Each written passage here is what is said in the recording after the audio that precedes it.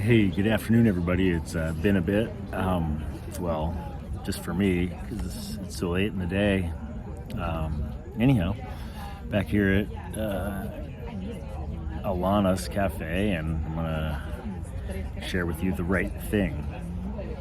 Fuck. I feel like I screwed the pooch. Trying to do the right thing is a vicious curse. But the spiral in my head got too big for me, and it came out in a goddamn text message.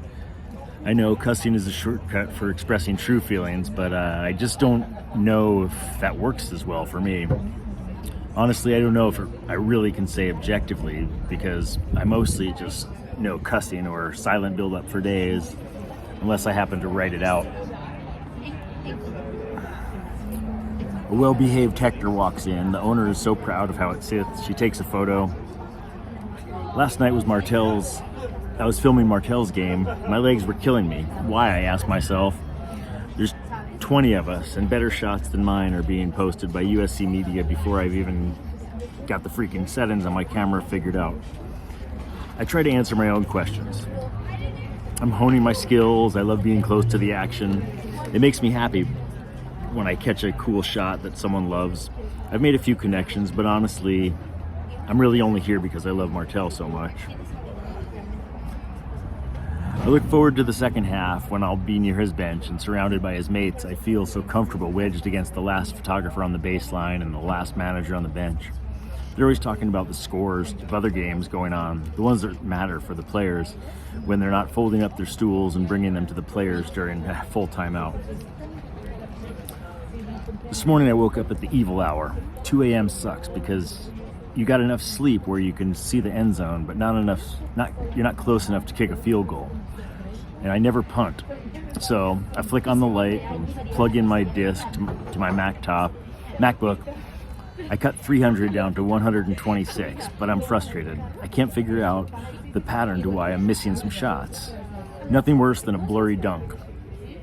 Anyhow, after saving them for the USC media and airdropping them to my phone, I pass out. I wake up to the sound of my camera and computer bag falling off the pile of laundry on my bed.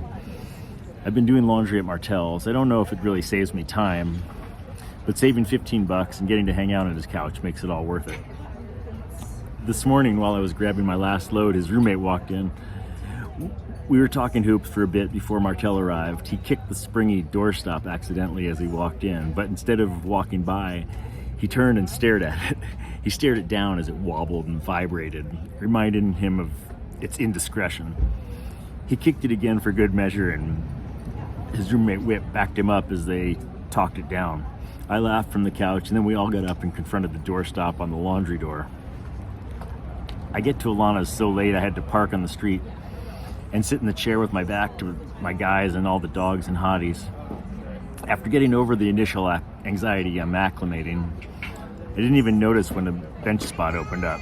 I'm more peeved about the vacillating and increasing price of my Americano. Man Bun charges the most, but I'd rather pay more if the Ukrainian is making the brew.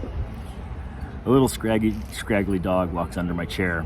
The owner gets it all tangled up in my sweatshirt and drops the handle to his leash. I write on, torn between writing and taking yoga at noon with Amy. So Martell started packing for his trip. Mind if I lime for a bit, I asked him. Sure, he says. I lay back on his bed. We talk a little business, mail, taxes, shelves, and investments. And then I get vulnerable.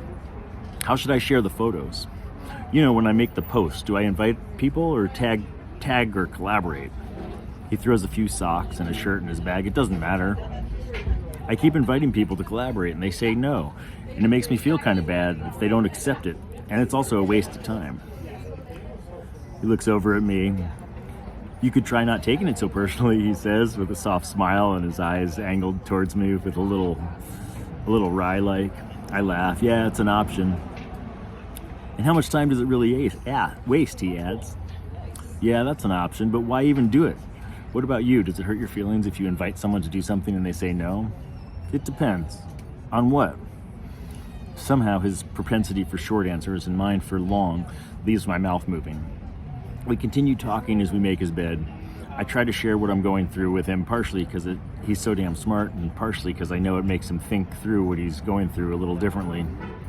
He tells me it's normal to get your feelings hurt when someone takes too long to reply, and adds, it's compounded on Snapchat when you can tell they've been active.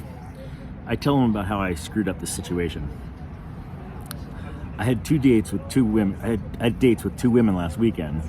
At the same time? No. He always cracks me up. I found myself really attracted to one, and the other one was helping me with his film project. And I feel so drawn to Monet, that I don't want to try and be with anybody else right now. I didn't want to lead Lena on, but I still want her to help me with the film, so I told her I want to keep things platonic. But now I haven't heard from her. I feel like I did the right thing, but wasn't that savvy.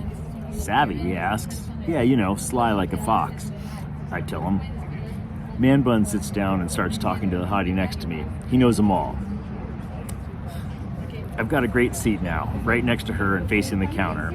It's calm and I feel good in my body today. Decided not to move to Highland Park or Joshua Tree and live in my RV. Man Bun coaches women's water polo at UCLA. He says to the woman working on her PhD, girls are nicer until they're not. We make Martel's bed. He's got new silk sheets that keep coming off, but he doesn't need his bonnets anymore. He gets his guitar down and sits on the side of his bed. I contemplate a photo, but instead just crawl past him and lay down on his beanbag and just listen.